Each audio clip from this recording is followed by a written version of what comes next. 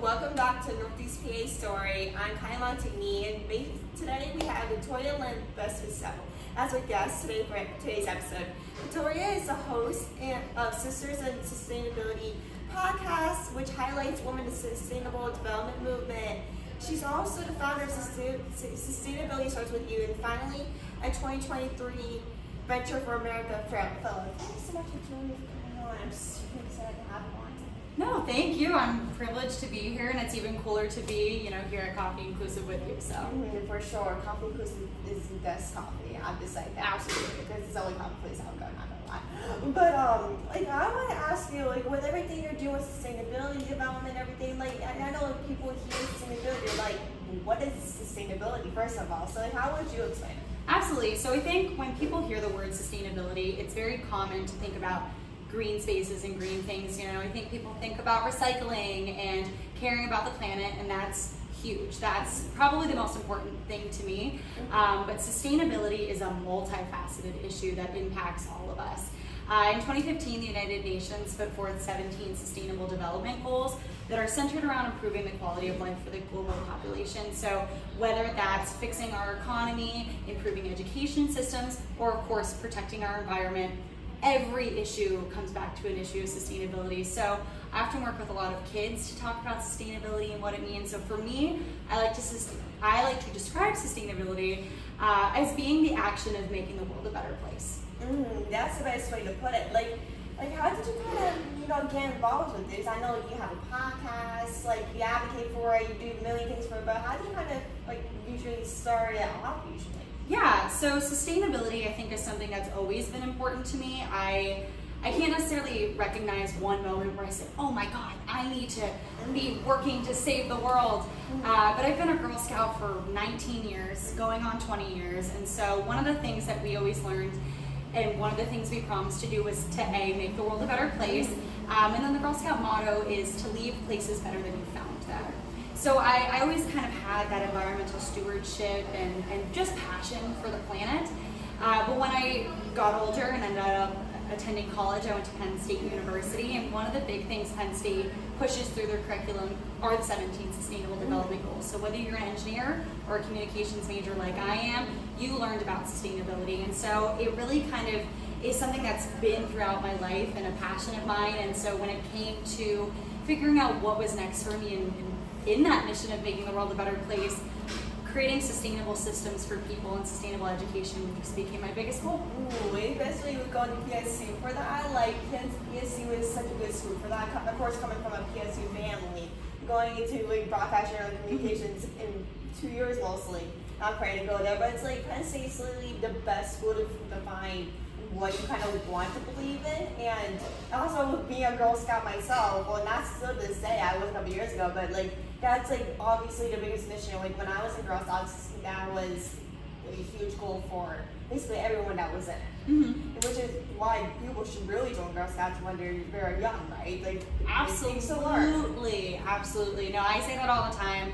I'm now a candidate in the Miss America organization, but I'm shocked that there's not a pipeline from being a Girl Scout to being Miss America or being the president, because the things and the skills that you learn, being a Girl Scout help you change yourself and also help you change the world. Yeah, definitely. How does your podcast kind of help spotlight people in the sustainable movement? I know you have tons of guests. You even made a podcast literally defining the sustainable movement. How does you usually define it? For your podcast? Yeah, so my podcast is called the Sisters in Sustainability Podcast, as you know, and it's all about highlighting what women are doing to impact the modern sustainable development movement. For me, my biggest goal in the Miss America organization isn't just to promote my community service initiative, Sustainability Starts With You, but it's also to promote the sisterhood of candidates. We often talk about Miss America being a sisterhood, and people laugh when they hear you say that. People could not possibly believe that a pageant could be something where it fosters sisterhood or friendship, but it really is. I met my 3 best friends. I'm part of a group of 4 in the Miss America organization. My very good and very close friend Miranda Moore is now in Miss Pennsylvania. She's also my sister in sustainability. So for me, what I wanted to do, I always wanted to start a podcast. I've always been passionate about media, but I wanted to do something that not only talked about sustainability, but highlighted the work that other women were doing. And to help kind of define sustainability in a way. Like I said, it's multifaceted, and so people don't always recognize that there's other issues that fall into it. So I've been able to highlight other women and their community service initiatives and how it all comes together to make a more sustainable world. Yeah, like I know like a lot of like when people hear pageants or follow people that are in pageants, especially around here, like the people around here that are in pageants are seriously amazing. I met so many people from so like I seriously like people like in pageants like seriously like love doing it, especially here in Northeast PA. Yes. Like and like when they hear the sisterhood, you're like, how is that sisterhood? Is like I know like a lot of people think like through social media, but then like once you are in it, they're like, oh, like this is sisterhood to me. It might not feel that way to other people, like that are in the pageant world, but it does to me. Of course, every experience is different. But like, how would you kind of like describe your experience so far in Miss America? God, it's been a whirlwind. This October will officially have been competing for 11 years, which is also a crazy thought in my head. I remember being 13 years old and stepping into my first competition with absolutely no idea what I was doing, no real mission or real understanding of what it meant to be Miss America, let alone to be a local title holder. And so through that, I kind of had a huge growing opportunity to not only find my way in the world, but to learn about what it meant to be a Miss America candidate. It's been truly one of the most beneficial experiences of my life. I think there's a lot of values in Girl Scouts and Miss America that overlap. So then there was a lot of doing that and growing through those two organizations.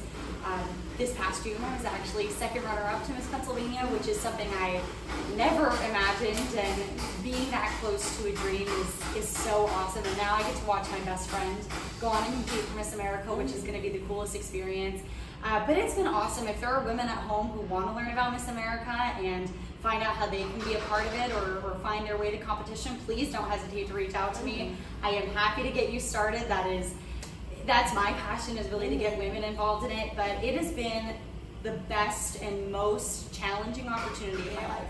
Yeah, for sure, because especially with being a pageant, it's obviously, very hard, but also rewarding at the same exact time. Absolutely. Because especially with being a runner-up from Miss Pennsylvania, it's like, with being that close, you're like, are you serious right now? I'm a runner-up? But it's like, with maybe like a few years, you might actually not be a runner-up, you might actually win the whole thing. It's just one step closer. Yeah, it's a very crazy feeling. Like I said, I never imagined myself making it even to the top 10, let alone to be in the top 5, and then to be standing there next to I could cry thinking about it, standing there next to one of my best friends and watching her dream come true and knowing, wow, like that could be me maybe next year or the year after that, or it could also never be me. And it's, at the end of the day, it's a great experience to be there and learn and gain all the skills and the sisterhoods and the friendship that you do gain through it, that whether or not I'm ever Miss Pennsylvania or Miss America, I've already been so fulfilled in my job, and at the end of the day, I get to come home and talk about sustainability and the thing that I'm the most passionate about. Is that like what you use as your mission in the pageants? Yeah, so with the Miss America organization, you have to have what is called a community service initiative. And it's something that you're passionate about. Women talk about a myriad of different issues. One of my best friends, Amanda Grace Creer, is a mental health professional. She unfortunately lost her cousin to suicide a few years ago, and so she has turned pain into passion and made it her life's mission so that no other child feels alone the way her cousin Sean did. Miranda Moore, who's Miss Pennsylvania, talks about sustainable fashion and how the fashion industry unfortunately kills people around the world, and what we can do to be smart consumers. My other friend Shannon Caddy, she is somebody who suffers from polycystic ovarian syndrome and has, again, turned pain into passion and educates about women's health issues. And so it's such a broad scale, but for me, sustainability has been something I've, like I said, lived with my entire life. And so creating a sustainable world is really where I want to help other people get to, and so it's been my biggest goal. I know like with some people, like mental health is such a major factor, especially when you're going through COVID, especially 3 years ago, losing your family to suicide. I know for me, mental health has been a huge factor in my life, with anxiety, depression, and I'm sure it's for everyone as well. Everyone's gone through anxiety or something through this pandemic, but It's great to kind of use like your platform for whatever it's like mental health, fashion, or sustainability, or whatever it is. It's like that help not only promote yourself, but also promote something that is very important to not only you, but other people as well. Yeah, absolutely. That's been, I will say, when I talk about the Miss America organization, and there are hundreds, if not thousands, of different pageant systems in the world, and so people have asked me pretty continuously over the last 10, almost 11 years, you know, why Miss America? Yeah. Why do you compete for Miss America? Why do you want to be Miss America? And at the end of the day, that service aspect, that ability to promote an issue is so important, and that's the beauty of the Miss America organization, is it provides you a platform to talk about an issue that with a crown, people are listening to me. Oh, yeah. Without a crown, I'm still saying the same thing, but people might not always care. I'm not a public figure, they might not think I'm anybody special, and so the Miss America organization provides a way for women to express themselves, grow, and also to talk about important issues. Yeah, because I know like when a lot of people, when you're out in public, when you were wearing a sash and crown, you're like, okay, I have to talk to this person, they're wearing a sash and crown, but when you're not, you're like, oh, what, I don't want to talk to you. It's like, you don't like to pay attention in terms of like, oh, you're not wearing a sash and crown, how, like, do I know you actually wore without wearing it? But it's like, when, like, it seems like when you win, like, if people take you kind of, not more seriously, but think you're very important at the same time. They do, and it's something that I actually just today talked to Miranda about. She said people tend to think I'm this really important person, and when Miranda sees this and listens to it eventually, she is an important person, and Miranda Moore is like the most qualified person on the planet. But she laughs because she said that people will think I'm this really important person just because I wear a crown and sash, but it doesn't change who Miranda is. Yeah. And so you're exactly right. Like sometimes people just don't care about what you have to say without it. Yeah, definitely. Especially when people think you're important. Like I know, like with being a pageant girl, it takes a lot of preparation and a lot of hard work, and it takes mostly all your energy to basically prepare for all these things. But then when you win, you're like, okay, well, all my hard work paid off, and it really shows her Miranda how hard she works. I follow her on social media. It's like when and I see on her social media, it really shows like, oh my gosh, she's really working hard. Maybe not, like she's working hard, maybe more than she's supposed to, but it really shows that how much she really wants to win and make her dreams come true at the same time. Yeah, it's gonna be Miss America is gonna be a very tough competition this year. Like I said, Miranda Moore is one of the most incredible women.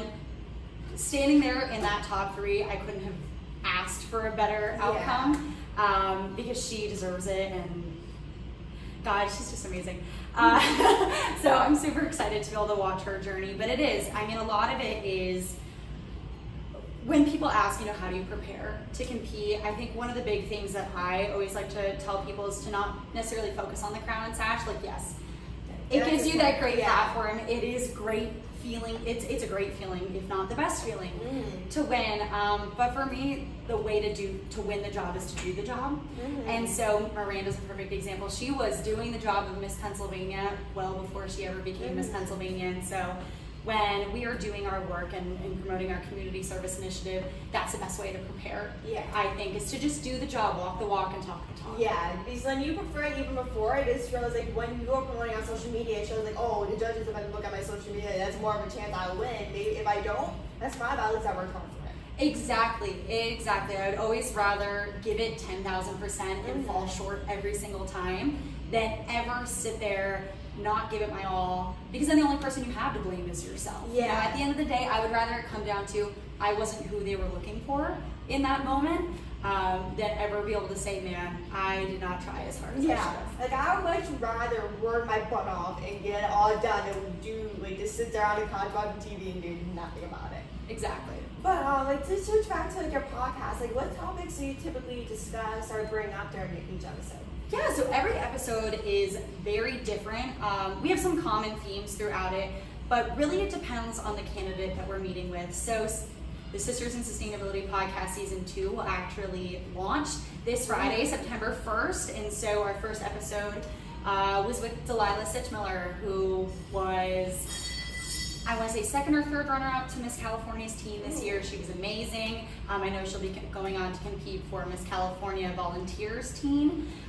So she's got some big things ahead of her, but For her and I, we talked a lot about climate change. Her community service initiative is R&R for a Better Tomorrow, and it's all about recycling, reusing, doing sustainable green things to make the world a better place. But some of the episodes that we talk about health and wellness, and we talk about mental health, every episode tends to be different, but the one common theme is that we're talking about one of the United Nations 17 Sustainable Development Goals. Ooh, I'm so excited to listen to that episode. Like, I saw that, like, we posted about it, I'm like, oh my gosh, it's exciting. Season 2, like, how many episodes were in season 1? Season 1, I think we had 28. We started in November, so 28 weeks. Started in November, ended the end of June.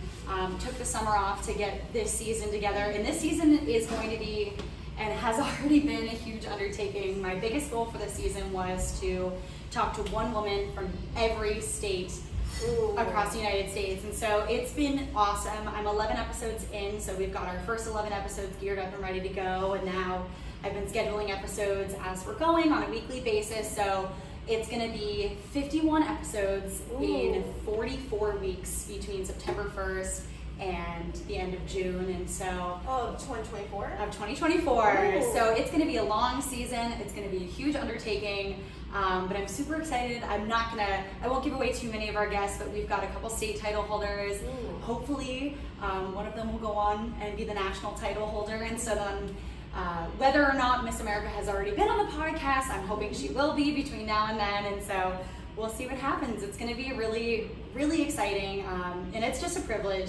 Like I said earlier, it was always a goal of mine to start a podcast, and now to have a platform to not only talk about all of these issues, but to meet so many amazing people from across the United States has just been a privilege. Yeah, I know with me, I was saying that's why I always wanted to do podcast series, like have conversation multiple times a week or once a week, how many times. I know people, they have different types of podcast meetings, whether it's like posted multiple times a week, once a week, or whatever.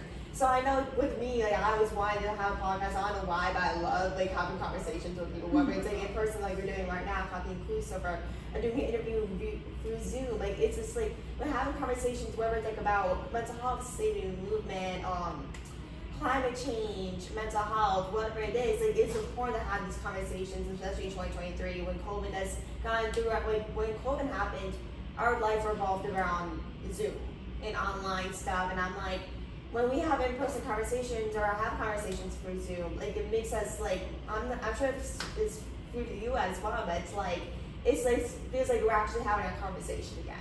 Yeah, absolutely. I mean, you're exactly right. It helps bridge that gap between that communication that we lost. And so again, that was another reason I wanted to do this. I'm meeting people I never would have had the opportunity to meet, and so it's just awesome all around. I mean, having the ability to have that human connection is where it really is. Human connection is very far my favorite thing. Whether it's like doing interviews like this, like if it wasn't for the podcast, I wouldn't have met you. I wouldn't have met all these amazing people. So that's like one of the pros and cons to doing a podcast or doing interviews is that you meet different people, whether it's like in your neighborhood or around the world. Like I know people from like Australia. I know people from Spain. Like I know so many people from different countries. If it wasn't for the podcast, I would have met them ever in my life. So it's like, it's really, the podcast is just so many gratefulness for meeting people and really learning, like, maybe like culture differences if they're in different countries. Like, it's just so many amazing things that come out of it. Yeah, absolutely. And like, how can people advocate for sustainability movement? I'm sure you have millions of ideas. Yes, that's a great question. So, for starters, for me, when it comes to talking about sustainability or getting involved yourself, I like to remind people that imperfect sustainability is good sustainability. So there are thousands of different things you can do to live sustainably, but the first thing you have to do is take the first step. And it's not going to be perfect. You're not going to be zero waste in a day. You're not going to be taking public transportation every single place you go. It's just not feasible. We don't live in a world where those things are necessarily 100% possible. So for me, when it comes to advocating for sustainability, the first thing I recommend people do are make really simple, sustainable changes in their daily life. And whether it's a green change or a lifestyle change, something that you can keep up with is the first goal. So I always like to recommend that people ditch a single-use plastic. Not all single-use plastics, but just one. So I, everywhere I go, carry an algae and water bottle with me because I drink a buttload of water every single day. But it's also a great way to cut back on single-use plastics. You know, if you use one reusable water bottle a year, you cut out 156 single-use water bottles from production, which is huge. You might not realize that one person can have that impact. So for me, the step one is making simple changes in your daily life. Step two is to educate yourself about what sustainability really is and find the form of sustainability or the pillar of sustainability that best resonates with you. So there's 4 pillars of sustainability: your environmental, economic, human, and social. So I recommend learning more about what those pillars are and which one is most important for you. For me, it's environmental. So a lot of my action, my passions come from wanting to create a more environmentally sustainable world. And lastly, and this one's a little bit more involved, but it's to vote the way that you believe. Sustainability is obviously a huge issue and it's got multifacets. So that education piece comes into practice where legislation is also super important to creating a sustainable world. And it doesn't matter which side of the aisle that you are on when it comes to voting, but voting in a way that feels right or feels beneficial to you. I think our civic duty is one of our most important duties and something every single person can do. So whether you're voting for green legislation or legislators who want to help the green movement, or you're voting for people who have great economic ideas about what we can do to improve our economy. Either way, the last and biggest step for me is taking that extra step to help create legislation that's going to be sustainable. Yeah, exactly.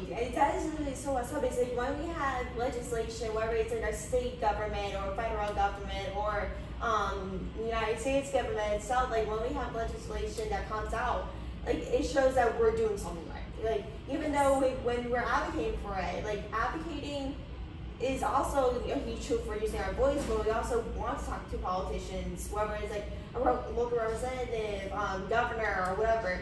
It's like when we discuss those topics, we make them more aware about this topic, because who knows, they might not know about this topic. So like when we discuss it to them or to our friends or family, I know whoever we discuss it to, they can discuss it to their friends or family. We get the news out internally, but like how does like it impact us? First of all, like, I know when people hear it, like how does it impact us? Like how does it impact us really mentally and physically in our mind? Yeah, so like I said a little bit earlier, sustainability is something that touches everything. Something as simple as the air you breathe, the food you eat, and the water you drink, that's the environmental sustainability. Looking at economic sustainability, obviously you have to spend money to survive in this world. And unfortunately, a lot of people, especially in our area, live below the poverty line. And it's through no fault of their own, it's just the job market is terrible and inflation is creating issues. So that's the economic part. But then you've got social and human sustainability. So like I said, some people are living in poverty, some people don't have access to clean food or water, some people don't have access to adequate education. So sustainability in a way touches every single issue that you are facing, that you're impacting. When you're getting in your car and driving in the morning and have to get gas and you're seeing that gas is almost $4 a gallon, that's the economic side. You know, when it comes to sustainability, I think people need to recognize that it impacts you. You might think, oh, well, I'm not hungry, so global hunger doesn't exist, or it's only 70 degrees out today, so climate change can't exist. But when you look outside of your bubble and when you look outside of maybe your own personal experience, you can absolutely see the way that sustainability and climate change and the economy and all of these different facets impact us. Yeah, and especially like with having the Canada fires come up down here like over a couple times during the summer. It's like it really shows how climate change really kind of impacts with having the fires come down to Pennsylvania. That was honestly horrible. You can literally walk outside and then you smell the fog and everything, the smoke all over there. You're like, I can't stay outside more than 1 minute. It's like honestly that bad. But like even though it might be 70 degrees and hot in one day, like it still means we're still dealing with climate change and everything that involves with it. And so like when we have those days where it's like, oh, it's 70 degrees in September, like how is that possible? But then it's like climate change is actually like something that's a serious matter. And it's all, every single year, it does get worse more than better. And plus, like, it's a very important topic to talk about because, of course, when we talk about it, it helps, of course, bring our legislators an idea of what's going on, but also kind of get our voice out, whether it's like social media or telling our friends. And, like, climate change is honestly going from like worse like to worse, basically. So it's an important matter to talk about. Yeah, it can be very scary, and I recognize that when I talk about it. So I try to be very careful with the way that I approach talking about climate change, because it is a terrifying topic to think that we've got just a little over 7 years to slow the impacts of our CO2 emissions, or we're going to see irreversible climate change all over the world. And now, I think when people think climate change, they think, oh, fire and brimstone and the world's going to fall apart. And in a way, yes, you know, our climate is going to change. But I think what's most important for people to remember is that it is reversible right now. We might only have 7 years to do it, but we need to start taking that action. And you might think that as one person, I don't have the power to impact climate change. And it's true, you might not be able to pull 70% of the carbon emissions out of the air, but by doing little simple things like walking down the street versus taking your car, or taking public transportation when you have the option, or ditching a single-use plastic, those small little impacts really do have a huge change, especially if you're doing it and you encourage your friend to do it, and they encourage their friend to do it, and they encourage their friend. That's then 5 people who are having a small impact that creates a bigger ripple effect later on. Yeah, because like when you tell other people about it, it helps not only you trying to do it, but also your neighbors or friends who don't live in your area to help do the exact same thing to end climate change earlier in effect. Like, who knows, we might end up, if we're doing that right now with this conversation, for example, it might be done in like 2 years, or for example, like, you may never know. Yeah, it's totally feasible. Again, that's where that big legislation part comes in. One of the things I always like to remind people is that no matter how much of an impact we have to remember 70% of all carbon emissions come from 10 large corporations in the world. So I encourage people to go out and advocate to hold businesses accountable for their impact. And not small businesses, you know, Showroom 56 isn't creating climate change, but Amazon is. And these large oil drilling companies are. So, you know, I encourage the average consumer to be smart about where it is they're shopping from, you know, be smart about the way that they consume products, and advocate at the end of the day for the change that you want to see in the world. For sure. And like, what is like the United Nations 17 Sustainable Development Goals Challenge?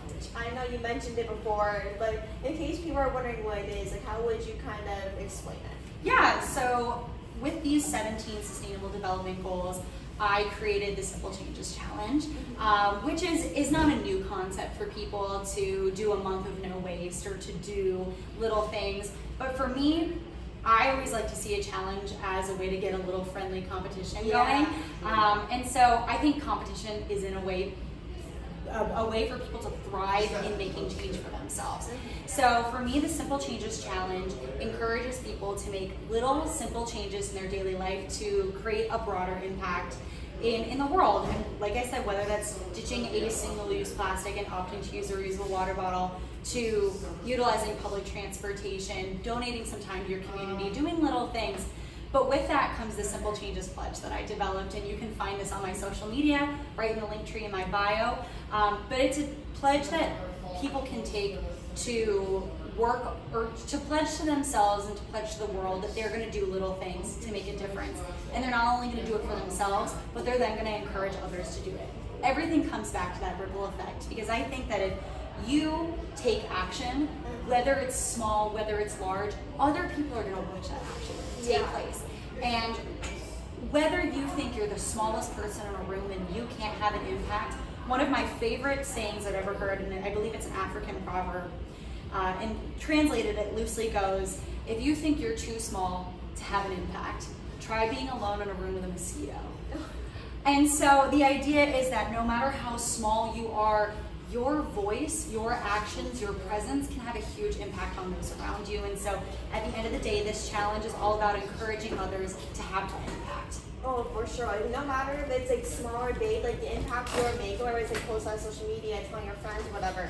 Like even if it's that small, at least talking about it. Because the most important thing is using your voice, and of course talking about these issues. When you're talking about issue, it's very hard to open up about the things you're passionate about because you're afraid to go get judged, or you're afraid that someone's not gonna like you, or something like that. So when you speak up, it brings out like a lot of confidence it's so hard in you, and to also brings just like not contrast. it also like gives you confidence.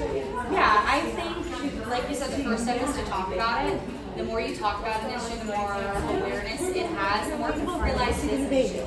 And so, I mean, if awareness is the only thing that I ever accomplished, and I only ever, in however long well, for the rest of my life, so I guess for however long I'm alive, if the only thing I ever accomplished is making one person aware of the power that they have to create change, then I've done my job 10 times over. Yeah, like as long as you're doing your job and talking about this thing and things, your goals become reality, you know you're doing your job perfectly. Yeah, absolutely. And like, what was like recently you done Venture for America and you just completed it? Like, what was like the biggest lesson you learned throughout that time? Yeah, so Venture for America is a nonprofit organization that helps young, recent graduates and young professionals break into the startup market. So one of the big things that I have learned through the Miss America organization is you gotta have a business plan.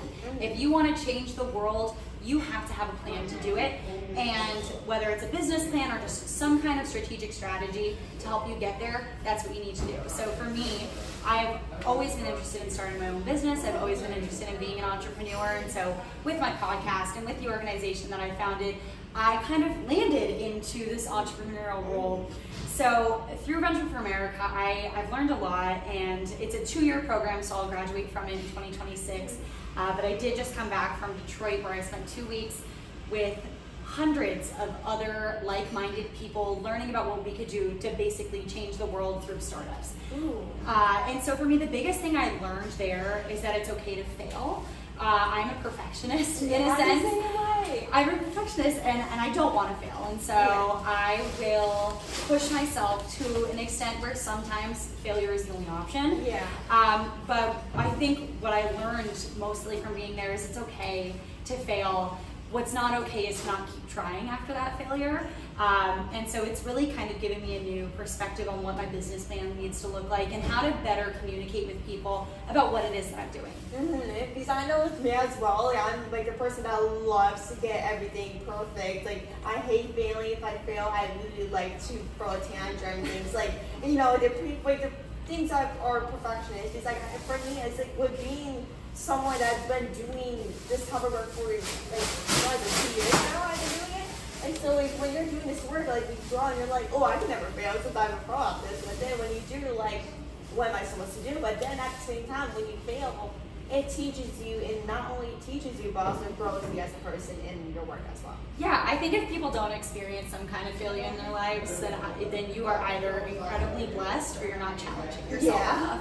I would rather, like we said earlier, I'd rather fail 1,000 times and get back up and do it again and do it differently or learn something new than just be stagnant. I mean, that's the birth of innovation is failure. Yeah, I'd rather fail 1,000,000 times than not fail at all, and then basically get mad at myself. But then at the same time, even if you're angry, it teaches you like, okay, this is not the right thing to do. You need to try something different. Yeah, oh my God, and it's totally okay. That was another thing. Like, it's okay to be mad when you fail.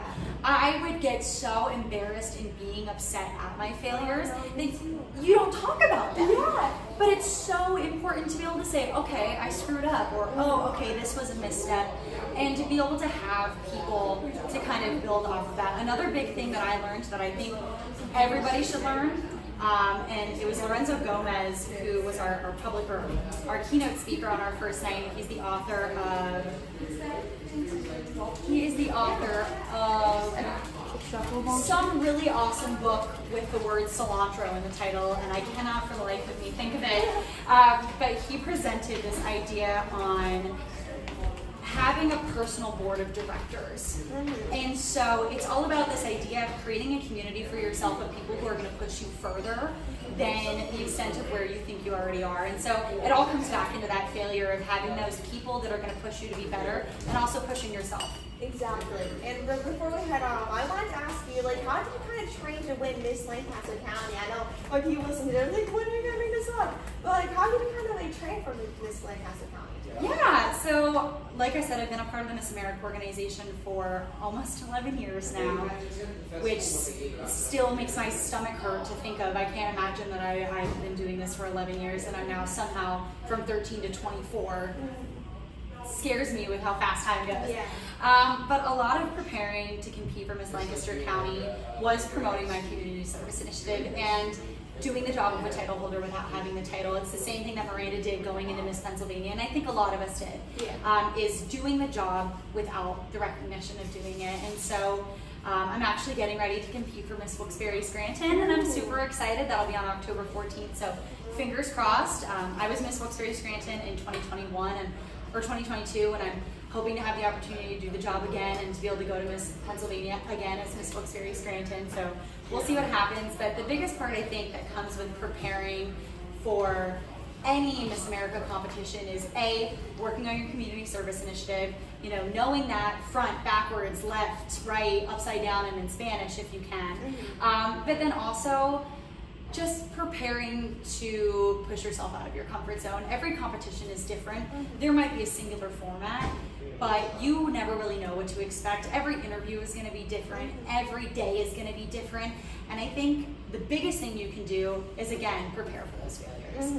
You will never get better. You will never grow if you're not ready with the mindset of, I might walk out of here having to do it again, which isn't a bad thing. It's always an opportunity to be able to do it again and do it better than you did before. Yeah, basically, even though you might have messed up during the first time, it's always like, oh, I can go to this competition next year and be like, oh, I already know what it's like. It's my first time. Next year, I know what to do or what to dress or what to answer. Like, even if you have no experience at all, it's always good to kind of get that experience and like, oh, I know I messed up this competition, but let's go next year. Yeah, absolutely. And I mean, it is such an awesome opportunity for growth. I've seen people who have competed for years never win, and I've seen people who have walked into their first competition and swept the whole thing. So again, it always comes down to that day that you have, and just being true to yourself, I think, is also another way to prepare, because if you're not being your most authentic you will never be able to do it. Oh, definitely. And I want, before we talk about where do people connect with you on social media if they want to connect with you? Yeah, absolutely. So people can find me at Victoria Vespico for my personal Instagram, or at Sustainability Starts With You, both on Instagram. You can also find my podcast basically on all major streaming services. It's the Sisters in Sustainability podcast. We also have an Instagram for that, which is Sisters in Sustainability podcast. But I'm contactable on there in any way, shape, or form. My email is also victoriavespico@gmail.com. So if anybody is interested in learning more about sustainability and what they can do, or is looking for a sustainable educator to either come to their business or their school to do presentations on it, I'm here for that, and I look forward to hearing from everybody. Amazing. Thank you so much, and thank you seriously everyone for listening to this episode. I literally had so much filming this, so much fun, and I hope everyone took as much as I did. And thank you so much, Victoria, for coming on. I appreciate it. I love chatting with you. Of course, thank you. It was a privilege to be here, and I'm so glad that we finally got to connect. Me too. It's absolutely been forever since we've been trying to figure it out. So I'm so happy that we were finally able to have time to do this. Well, thank you so much.